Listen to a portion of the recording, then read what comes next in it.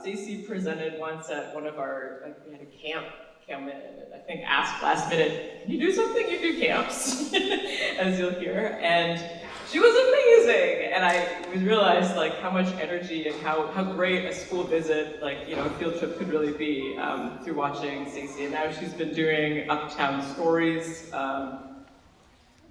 teaching, and we've gotten to know her that way too. We're really happy for her to be here today. Alexandra launched, I think it was a launch officially, at Word Up, what the Jaguar Told Her. And it was a successful event. It is coming out in Spanish in November. We have a discount code if you want to pre-order it here.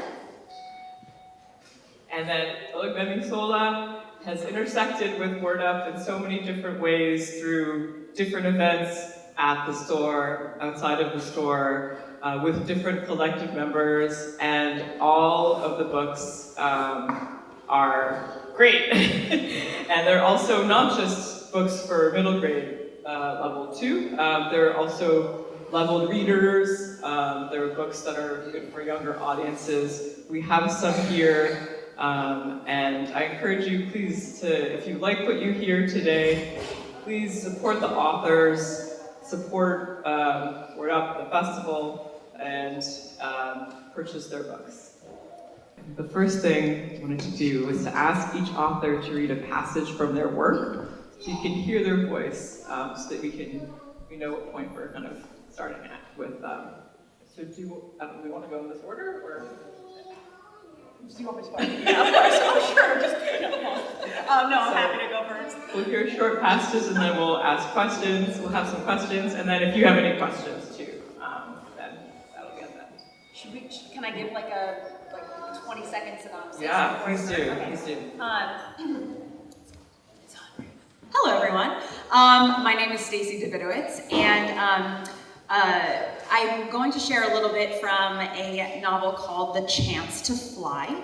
I co-wrote it with my friend Ali Stroker, who is the first wheelchair user to be on Broadway, and she also won the Tony for Oklahoma.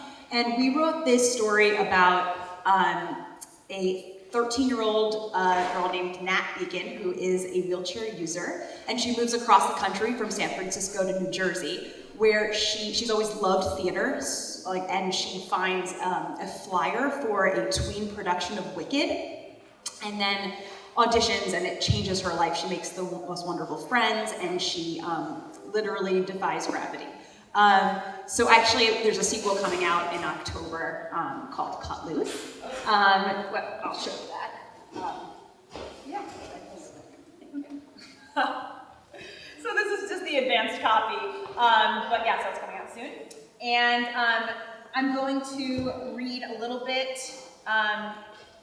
I wanted to share an exciting, yeah, I can, that's okay. An exciting part, but hopefully it's not too much of a spoiler. Okay, here we go.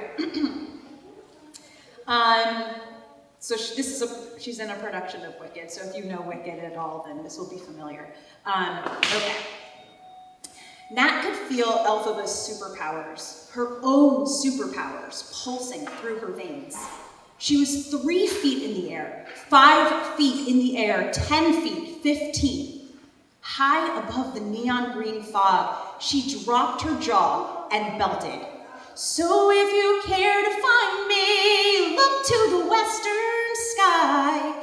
As someone told me lately, everyone deserves the chance to fly. It was scary being, I appreciate it. It was scary being up so high. It was terrifying relying on Hudson and her dad in the wings pulling her to keep her elevated. The harness was tight against her back, and she worried she'd flip or drop the broomstick or both. There were so many people watching, including her mom, including Chloe. Did the flying look legit? Did she look legit?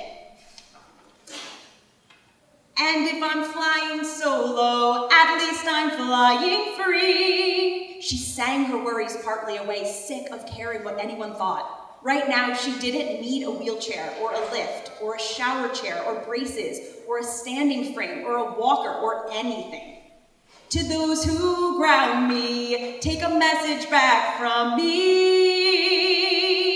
Nat wasn't watching herself anymore. She was back in her own body. Her legs were her legs, and her arms were her arms, and her voice was her voice. The sound was gorgeous and alive, powerful and emotional, soaring and unrestricted.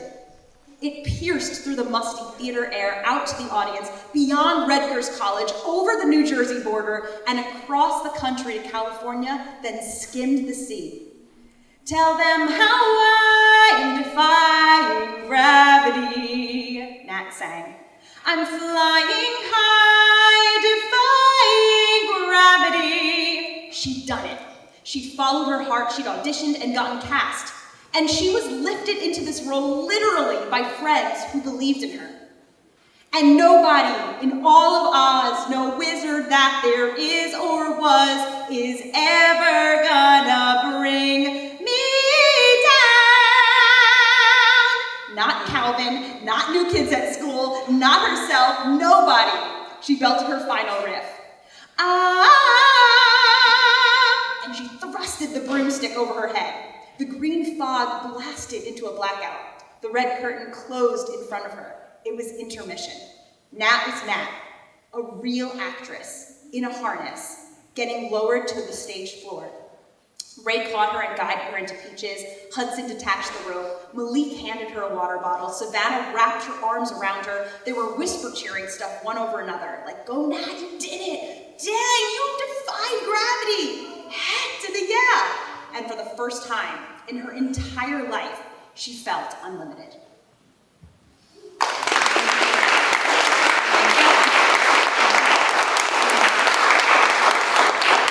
That was really more than a reading.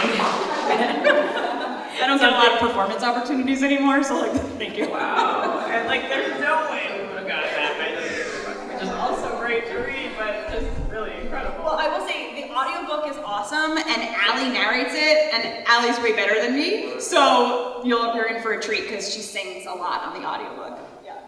Wow. Wow. What's your song, Alexandra? Well, that was amazing. Yeah, so this book is called What the Jaguar Told Her, and it's about a 13-year-old girl named Jade, and her dad is from Nebraska, and her mom is Mexican-American from Chicago, and her last name is O'Callaghan. And so the passage that I'll read now is, she moves from Chicago to Atlanta. It's a new school. Everything's kind of new and difficult. And there's this path through the woods behind her house.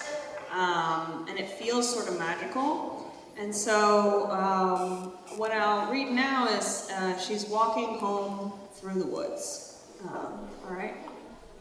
So here we go. Since it was Thursday and Katerina had daisies, Jade headed into the forest on her own that afternoon. She liked it this way.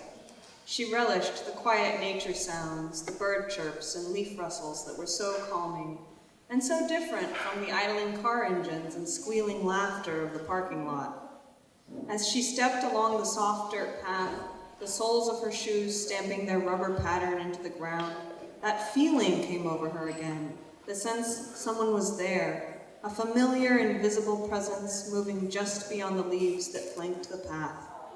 It was as if someone she knew were beckoning to her, but she couldn't quite see them, much as she peered into the brush. Perhaps it was the forest itself she was sensing. She continued down the path, letting herself be cradled by the comforting sensation as she wound through the trees. She let her mind wander with her steps. She thought of her reflection in the giant mirror in her parents' bathroom, and how the mirror couldn't tell her what she wanted to know. It couldn't tell her if she was pretty, or what other people thought of her. It couldn't tell her if she would ever be a real OLH girl, that's the name of her school, who wore the uniform just so and knew how to say the whole Hail Mary. There was, of course, the other mirror, the small black one that her mom had told her to keep. The reflection in that mirror wasn't clear. You couldn't use it very well to brush your hair or check your teeth. But what if the mirror showed you something else? Not the flat reflection of how the light bounced off your face, but something different, something beyond that. Was it possible that the shiny black stone in her dresser drawer could show her something that an ordinary mirror could not? There was truly someone in the woods, off the path. Jade had no doubt about it this time. It wasn't a sound that let her know this, just a feeling, a certainty. She turned to look at the brush beside her, where she felt the presence, and behind green leaves shining in the late August sun that filtered through the trees, she saw a golden spotted hide. She froze. Jade held her breath. The pelt of a large animal moved noiselessly through the undergrowth.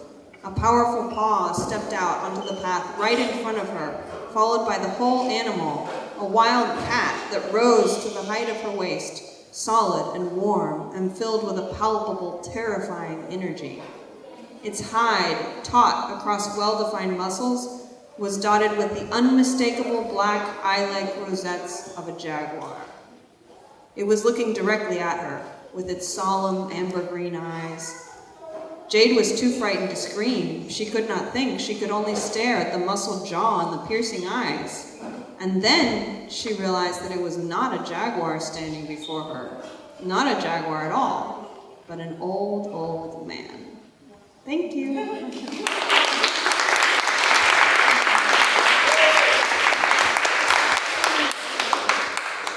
That was beautiful. Thank you.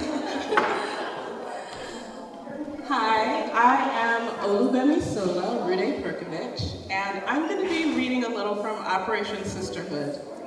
Operation Sisterhood is about an 11-year-old girl named Bo who's been living a pretty quiet life with her mom in the Bronx.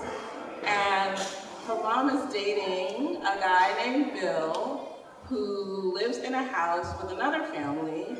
And so she's about to enter into this whole new life where she has 3 kind of instant sisters, these extra parents. They homeschool in a way that's very kind of freewheeling and it feels chaotic to her. And she's someone she plays the drums, she likes order, she likes things to be organized, and everything's feeling a little just wacky for her. Oh, and they also have a lot of animals in the house. She's not an animal person. So just everything's feeling wacky to her.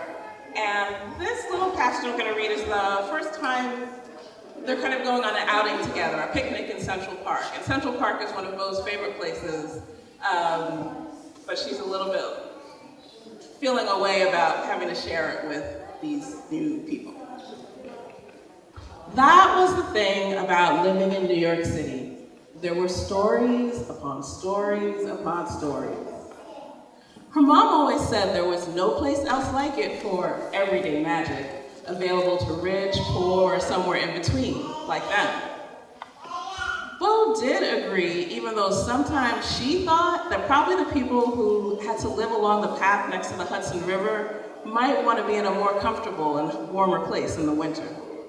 And now Mom kept talking about how one of the many perks of being free-schooled with Sunday, Lil, and Lee would be the city as a classroom and blah, blah, blah, blah.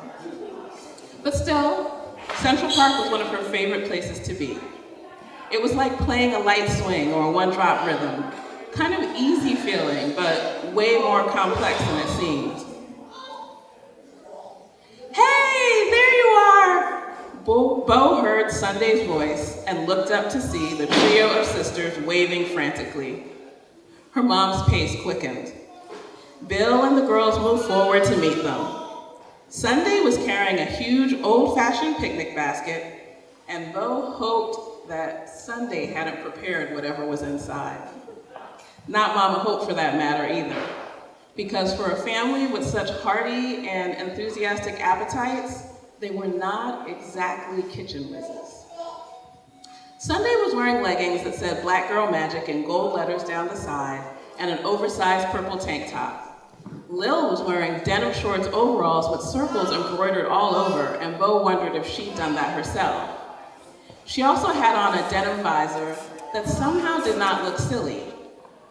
Lee was wearing a yellow one-shoulder top that might have been a bathing suit and a puffy green skirt.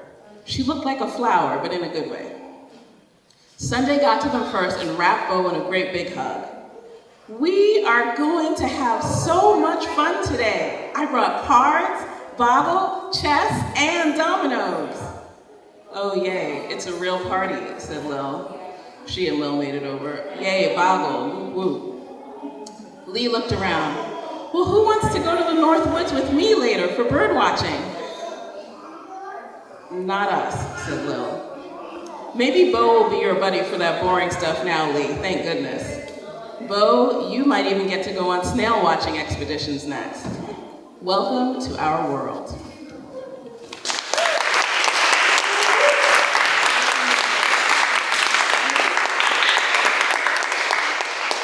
Thank you so much. I loved hearing how different each of the voices were for your works. So thanks so much for picking passages to read. Yeah. So each of your books, there's such a, speaking of worlds, I guess there's like, really specific communities or even interior worlds or things that are even people who aren't necessarily there always with you, but are evoked. And I wanted to talk a little bit about like how you came to write about those communities. I guess you use that word communities, whether it's friends or family, or but maybe more generally, how you came to write stories and stuff. I know you touched on it a little bit, but yeah, just start with how you came to write these particular stories. Oh, okay, great, sorry, thanks. Yeah, so my first series is called Camp Rolling Hills. I brought the first one, just to kind of show you so you can see a visual. So this is the first in the series, and it follows a bunch of 12-year-olds. As the series grows, they turn 14. It follows them through 3 summers at sleepaway camp, and each book alternates between one boy and one girl, and it changes, so you get to experience a bunch of different narrators. But in terms of like this kind of family, the camp family, I come from a camp family, literally. My family has worked in the camp industry. Yeah, so like when I was growing up, my mom was the head of girl side at a sleepaway camp, and now my brother is the assistant director of that same camp. My mom was a principal and then went on to be a director of a day camp. So camp has always been a huge, huge part of my life. And I still work in camps, so it seemed like a very natural community to write about. And in terms of The Chance to Fly, which is all about theater community, I grew up doing theater as well, and that was like the biggest joy in my life was doing theater. And so it seemed like a very and I come from writing from a playwriting, first acting, then playwriting background. So, and Camp Rolling Hills was actually a musical, and I adapted, that I co-wrote with these 2 brothers, and I adapted the musical into the book series. So I really entered both worlds I entered Camp Rolling Hills theatrically, and then this is all about theater, and the sequel is about a production of Cut Loose. So everything the theater community and both the camp community have been like very integral in my life and in my career, so it seemed like a very natural fit for content. Yeah. Well, my dad is from Mexico and my mom is white American, and I look the way I look, and so people assume things about me that aren't correct, and I think that that's something that we can all relate to. Like, we all go through life with people assuming things about us that aren't the way that we identify ourselves. And so I wanted to write a character that really grappled with some of what that meant, and the way that people perceive her, the way she perceives herself. I also teach Spanish at a college, and a lot of my students are heritage speakers, which means that they grew up with Spanish in their household, Spanish-speaking family members, and they themselves can have complicated relationships to the Spanish language, and sometimes they wish that they spoke more Spanish or better Spanish. And that's something that my character, Jade, grapples with as well, you know? And there's real repercussions about this. She wants to be able to communicate with her grandparents, remember the stories that her abuelo told her before he passed. And this becomes something of extreme importance, of great importance in the novel. So that's how I came to write that story and about that community. For me, I was born in New York. My dad is Nigerian and my mom was Jamaican. And we moved a lot. So for a long time, I went to a different school for every grade, and we moved to different countries. And so books were such a big friend for me through all of that moving and all of the transitions. And some of my favorite series of books were about these very big, kind of happy, wacky families, but they were never black and brown families. And so I knew from a very young age, I used to write stories for my little sister, that I wanted to write a book like Operation Sisterhood about that type of very happy and kind of wacky family. And also a lot of the things are things that my sister and I, we were friends with another pair of sisters, so we, like, these sisters have become a band. We called ourselves a band. We never got further than, we made a logo, and we would have rehearsal and just kind of sit around and eat snacks with our instruments. And like some of the things that the girls do are based on things that we did, but I really wanted to write a joyful story about kids in New York City. A lot of the stories about kids in New York City are not joyful or not about them having fun, so I wanted to do that. I wanted to sort of share some of the experiences of kids that I've met at schools in the city and kids that I used to teach. So I just put all of that, I think, into Operation Sisterhood. Thank you. I feel like each of your stories have a real strong sense of place as well. And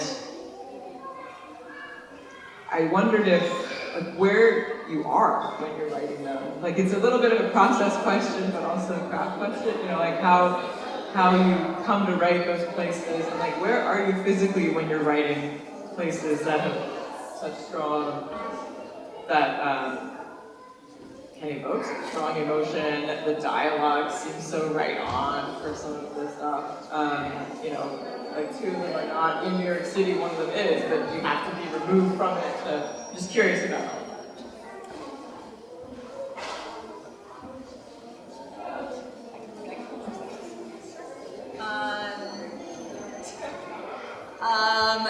In terms of place, I feel like if I'm not doing theater, I'm teaching theater, and so it's still super relevant. So working through that was just like, I mean, it was like the nerdiest experience ever. And in Chance to Fly, like every chapter is like is a musical theater song. It's like it's super nerdy. It's like I just got to have a great time, and I physically was writing at home or in the local bakery, and yeah. But actually, when Allie and I started collaborating, she had not yet been cast in Oklahoma, for which she had won the Tony for later on. And so when we were collaborating, we would be like texting about stuff during intermission. It was really wild. She'd be like, okay, I've got 5 minutes before I go on stage. I mean, it was just like a super wild time. And then in terms of Camp Rolling Hills, I because of camp being a huge part of my life, I don't feel that removed from it still. So it seemed like a very natural fit, and yeah. Thank you very much for this question. Yeah, I wrote this book almost entirely in Atlanta, and I don't know, that wasn't necessarily on purpose, it kind of happened that way, but I think that when I was in Atlanta, I was close to the nature. The natural world is super important, as you can probably see from that excerpt. Like the specific flowers and plants that grow. And Atlanta's just a very green, forested city, you know? And so parts of it were written in New York, but mostly, yeah, I think that being in the place that I was writing about wound up being helpful without it being like that being the plan. I think for me, on a daily basis, I like to write a lot in the libraries, the branch libraries. So I go to different branches to work. If the weather's nice, I love to work outside. And I write longhand a lot for my first drafts, and like I take a lot of notes. I eavesdrop a lot on the subway or wherever, and just like take notes. And walking is a big part of my writing process. So I will, if I have I'm stuck or I'm trying to figure something out about a story, I go on a lot of long walks. I have my little notebook, and then when I'm at home, I'm usually typing whatever I've kind of written out. But it's hard for me to sort of start writing at home because I'm thinking about cleaning up the apartment or whatever. So I think this what happens every year at Uptown Kidlit too. For the panels and talks, there's a real mix of ages in the audience, and I think that because your books are all sort of a similar age group. First of all, I always wonder what middle grade authors think of the term middle grade. That's my question. Like, what age do you think your book is for? But also, I guess if you were speaking to readers of the age group, what do you hope most that they get out of your books? Like, why did you end up writing for that age group? Yeah. Okay, so I'll start by saying that the term middle grade I wasn't even familiar with. The term middle grade I wasn't even familiar with when I started writing this book over 10 years ago. I had no idea that term existed until I started trying to translate what I had done to the publishing world. And somebody I knew who had worked for an agency said, "Oh, this is middle grade." I said, "What in the world is that?" It turns out middle grade are a lot of my favorite books from childhood.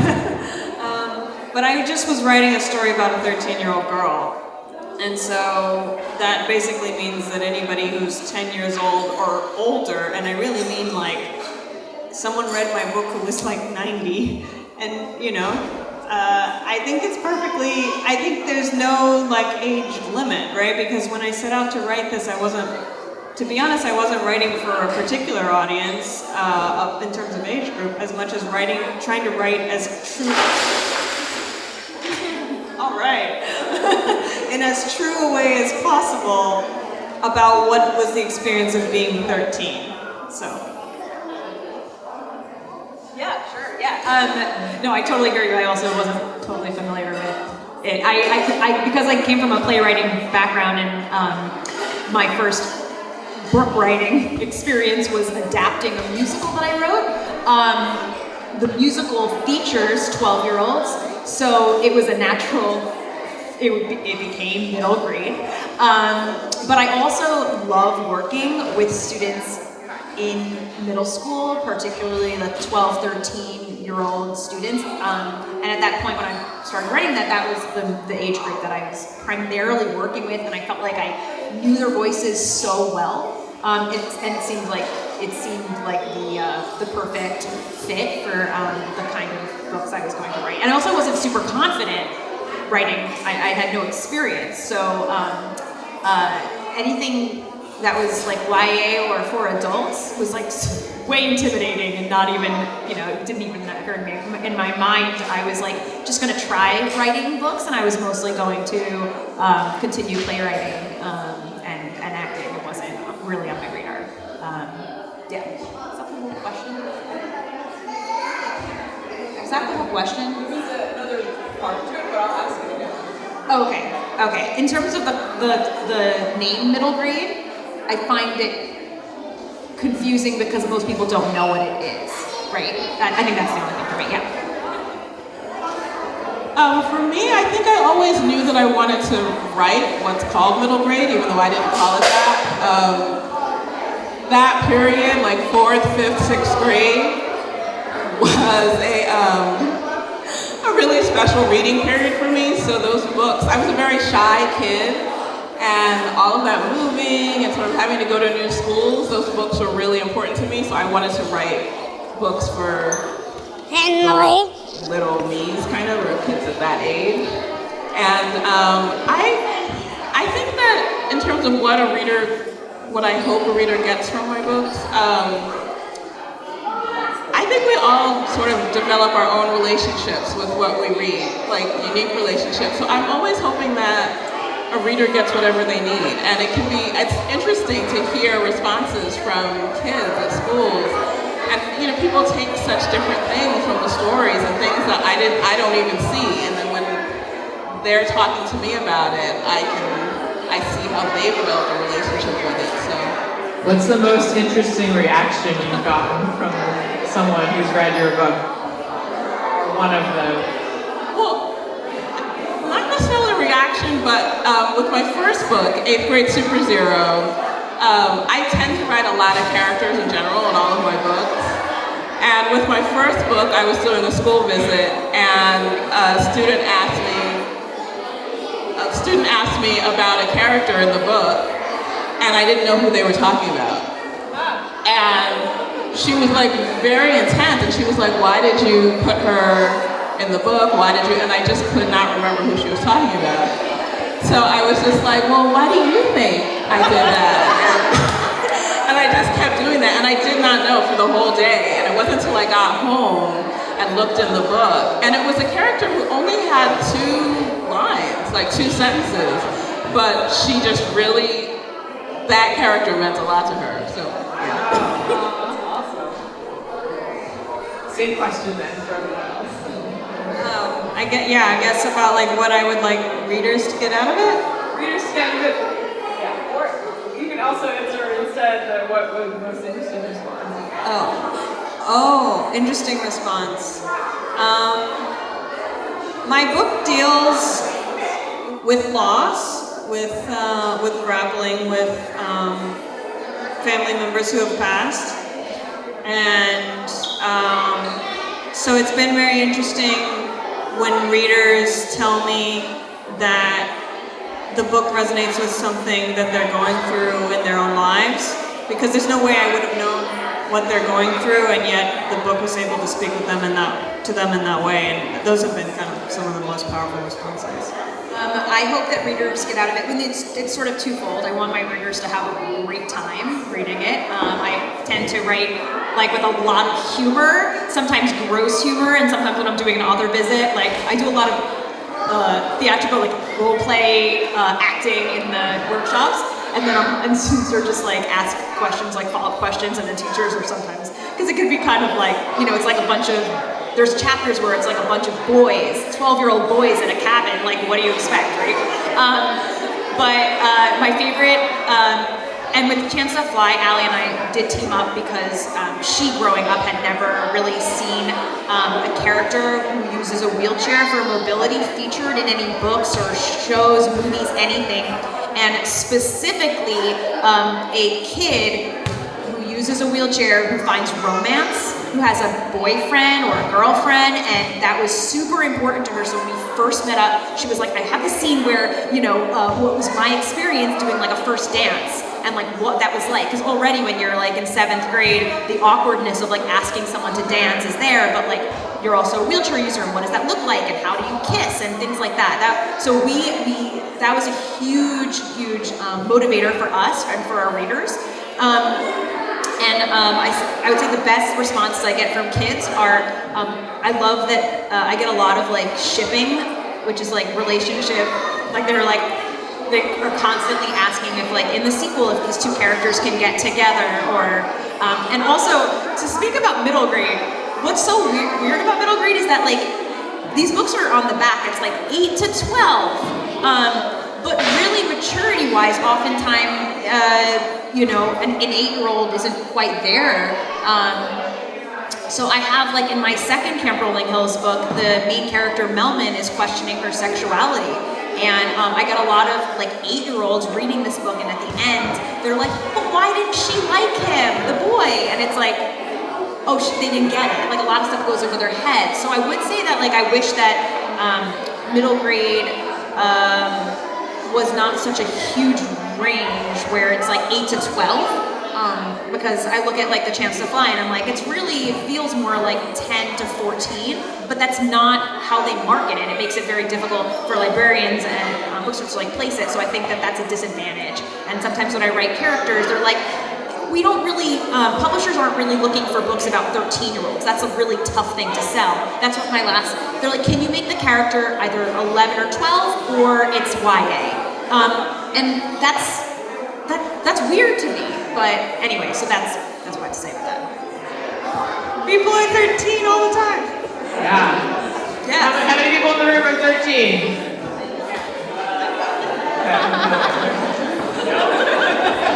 Younger or older? All right, does anyone in the audience have questions for our authors?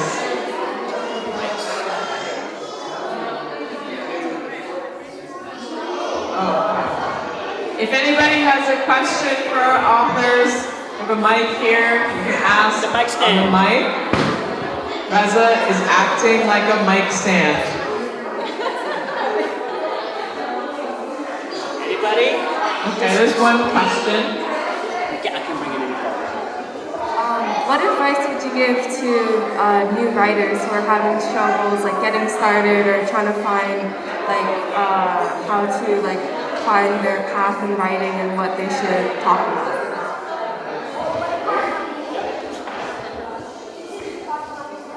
So like advice for new and emerging writers trying to find their path? I would say like trust the stories that you have to write, and even if it doesn't look like something that you've read before, that doesn't mean it's not a valid story, and it doesn't mean that a bunch of people might not be interested in the story as well.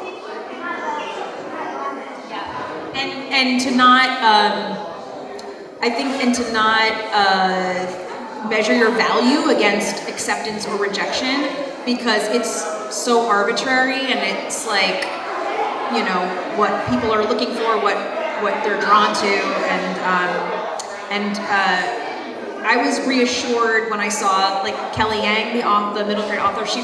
Not recently, maybe like a year ago, she posted like a reel, and I was like, oh my gosh, because she wrote, you know, her books were best-selling, and she kind of like outed her like rejection list, and was like she'd gotten rejected by like 19 publishers, and one took what became, you know, a New York Times best-selling series, and I was like, oh my gosh, this industry is so tough.